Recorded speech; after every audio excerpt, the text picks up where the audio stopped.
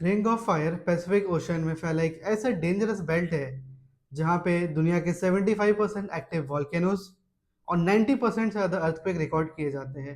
ये तीनों country Venezuela, Japan और यूएसए, ये तीनों रिंग ऑफ फायर के अंदर में आती हैं।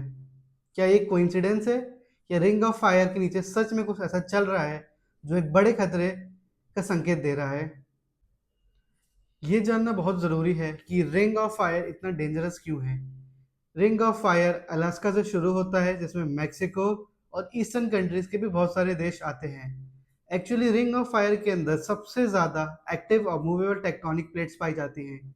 ये टेक्टोनिक प्लेट्स एक दूसरे से टकराती है, एक दूसरे को पुश करती हैं और बहुत ज़्यादा प्रेशर क्रिएट करती है।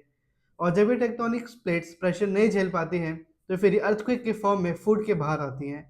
इसीलिए रिंग ऑफ फायर जो एक हॉर्स शू शेप का बेल्ट है कि दुनिया का सबसे खतरनाक और में पाया जाता है। वेनेजुएला, जापान और यूएसए ही से भी तीन कंट्री नहीं थी जहाँ पे अर्थक्वेक आए।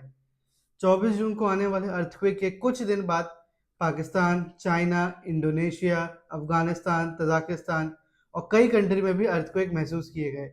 अब सबसे बड़ा सवाल यह है कि अगला बड़ा अर्थक्वेक कब आने वाला है और किस देश में आने वाला है। अर्थक्वेक आने से पहले वार्निंग नहीं देता, बस हमको तैयार रहना चाहिए हमेशा अर्थक्वेक जैसी सिचुएशन को झेलने के लिए। जब हम इन सभी इंसिडेंट को एक साथ देखते हैं तो एक बड़ा सवाल ज़रूर पैदा होता है, कम समय में इतने सारे भूकंप आ क्यों रहे हैं और क्या ये सारे भूकंप एक दूसरे से कनेक्टेड हैं? अभी तक किसी भी साइंटिस्ट ने ये नहीं बताया है कि ये सारे भूकंप एक दूसरे से कनेक्टेड हैं।